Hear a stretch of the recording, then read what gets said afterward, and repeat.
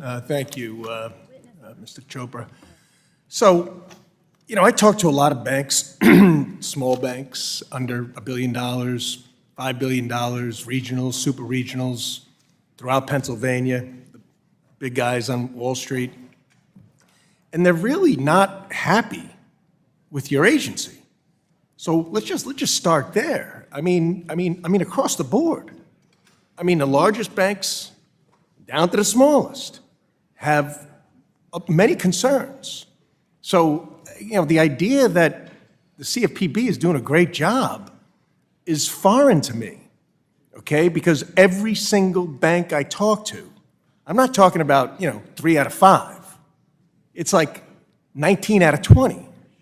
So I assume you got some sort of reviews taking place, taking information in on your final rules, and be responsive to the clientele that you're supposed to be helping. Just to be clear, the clientele of the CFPB is not banks. The clientele is the public. And often, it is true, there will be differences with entities that we Who serves the public? Supervise. Do the banks serve the public? Of course, they have important public So matter. they're a link in the chain. Of course, and we want those who follow the law to be able to not get a disadvantage by those who don't. And I hear your concerns, but at the end of the day, we have to make sure that our consumer protection objectives. You're going too far. Now let's even talk about the 1071 that keeps coming up. Okay, how somehow that's wonderful. Okay, I had a small business committee hearing the other day, and we had 4 Republican and Democrat witnesses, and they all thought it was terrible, that the type of questions that needed to be answered. Now, I know in the final rule you retracted some of the insane information that you wanted to derive, not making it required. But you're asking banks to ask really personal information on people's race, on their sexual preferences.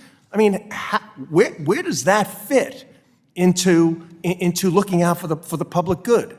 So that's a statutory directive. So we were under a court order to implement Section 1071 of the Dodd-Frank Act. It requires collection of information on race and other categories. Again, I appreciate that those are types of questions that sometimes are difficult. We try to work with the industry to figure out what's the best way to limit some of that. If you actually would do that, work with the industry to figure out the best way to provide guidance and oversight so as they can handle and serve their customers best.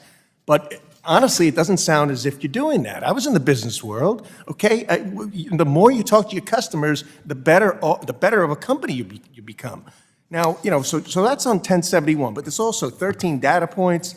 Statute requires the collection reporting 13 data points, while the rule requires 81.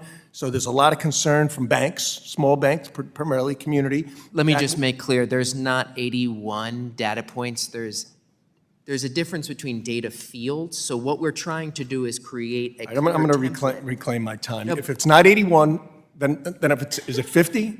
No, I believe it's about 1920 something. All right, then perhaps I stand corrected. That's the information I have. Let me ask you about screen scraping. All right, it should be addressed in 1033 rulemaking. Fraud is a serious problem, as we all know.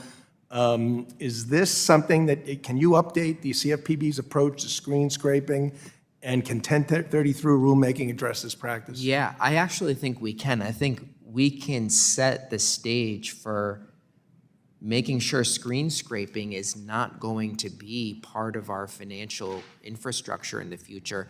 I think it's a place we should all talk about, because I do think that screen scraping is not really a viable long-term way for data sharing. Great. Very happy to hear that.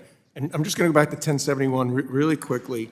If you all could just do some sort of analysis on the compliance costs, primarily for small banks, because that's where they amount and they're more of a percentage of their operating costs. If you all could do that, and maybe we could talk about that, I'd appreciate it. I'm happy to talk to you about it, including where we've created some changes and hurdles. But yes, let's talk about it. Great. Thank you, Mr. Chairman. I yield back.